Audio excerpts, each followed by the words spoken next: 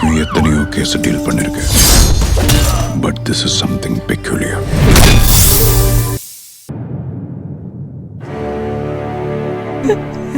மா, அழாதம்மா.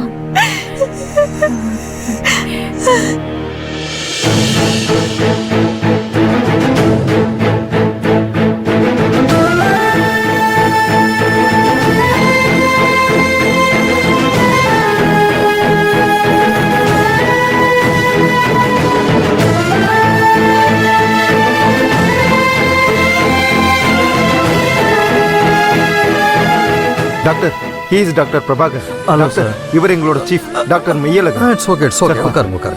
Okay sir.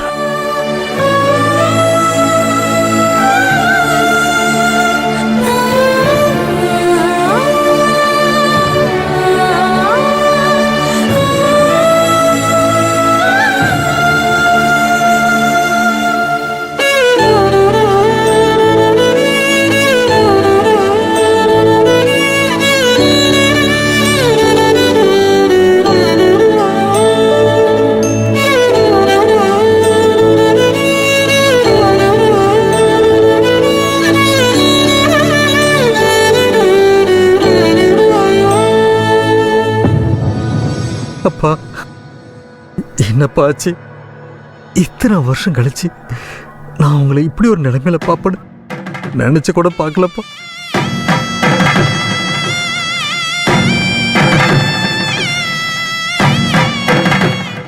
Prabhakara, நீ நல்லா படிச்சு பெரிய டாக்டரா வந்துருவ. ஒருவேளை எனக்கு ஏதாவது உடம்புடம்பு சரியில்லாம போச்சுன்னா நீ எனக்கு வைத்தியம் பாப்பல்ல? அதெல்லாம் முடியாதுப்பா. என்னப்பா சொல்ற? அப்பா, உங்க நல்ல மனசுக்கு உங்களுக்கு ஒண்ணுமே ஆகாதுப்பா. ஒருவேளை ஆயிடுச்சுன்னு வச்சுக்கேன், என் உசுரை கொடுத்து காப்பாற்றுறேன்.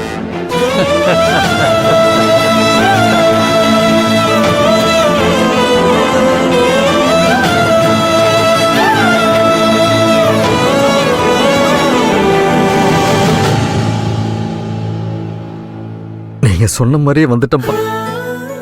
உங்க மகன் பிரபாகரன் உங்களை காப்பாத்த வந்துட்டம்பா. ஒரு டாக்டரா இந்த ஸ்டென்ட் எங்க அப்பாவுக்கு பொருத்தணும். அதுவும் பேஷண்டா முன்னாடி எங்க அப்பா படுத்துட்டு இருக்கார். இத்தனை வருஷம் என்னுடைய சர்வீஸ்ல நான் எவ்வளவு கிரிட்டிக்கலான சுச்சுவேஷன்லாம் ஃபேஸ் பண்ணியிருந்தாலும் நான் அப்படி நர்வஸ் ஆனதே இல்லப்பா. இங்க படுத்துக்கிட்டு இருக்கிறது என்னுடைய அப்பா, என்னை தூக்கி வளர்த்தவர். இவரை பார்க்க மாட்டோமான எவ்வளவோ வருஷம் ஏங்கி தவிச்சிருக்கேன். ஆனா இப்ப அவர் என் முன்னாடி பேச்சு மூச்சு இல்லாம படுத்திருக்கார். இவர் உயிரை நான் தான் காப்பாற்ற வேண்டிய சூழ்நிலை விதி என்னை எங்க கொண்டு வந்து நிறுத்தி வச்சிருக்கு. நான் எந்த பிரச்சனையும் இல்லாம இந்த ஸ்டென்ட் எங்க அப்பாவுக்கு பொருத்தணும். அவர் உயிர் ஆபத்துல இருந்து காப்பாற்றணும். ஒரு டாக்டரா இந்த சூழ்நிலையில எங்க அப்பாவை நான் காப்பாத்தலனா அவர் என்ன டாக்டருக்கு படிக்க வச்சதுக்கே அர்த்தம் இல்லாம போயிடும்.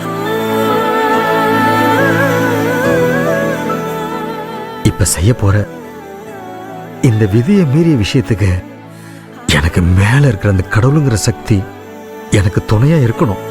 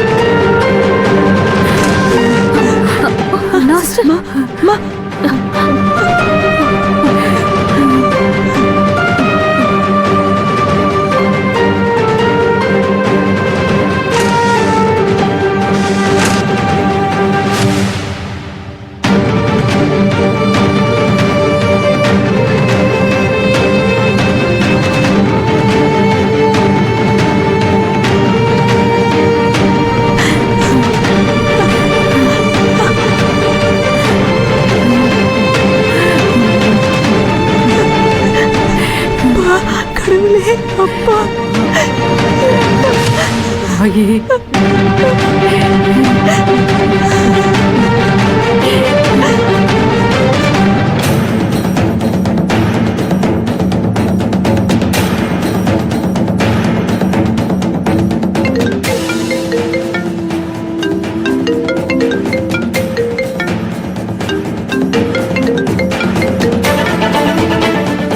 மா, அங்க என்ன நடக்குது?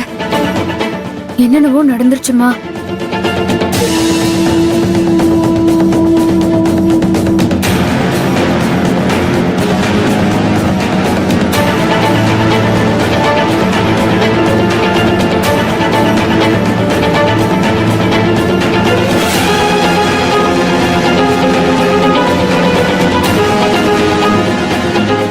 அப்போ டாக்டர் யாரும் வரலையா?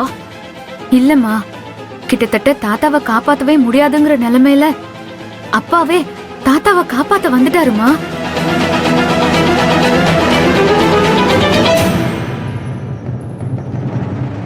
அப்பா அங்க எங்கடி வந்தாரு?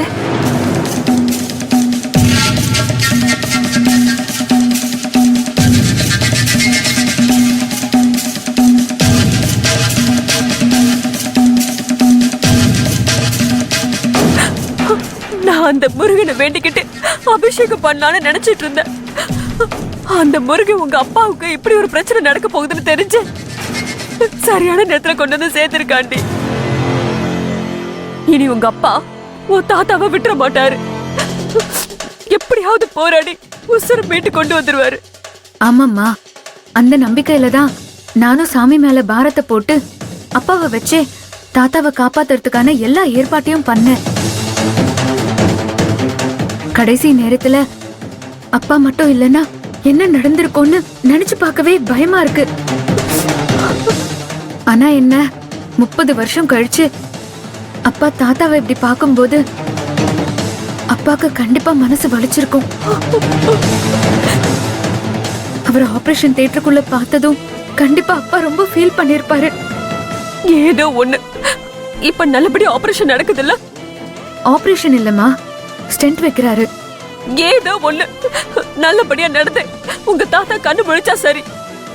அந்த முருகனுக்கு அபிஷேகம் பண்ணி நான் வேண்டிக்கிறேன். சரிம்மா, நான் ஸ்டென்ட் வச்சு முடிச்சதும் உனக்கு கால் பண்றேன். சரி.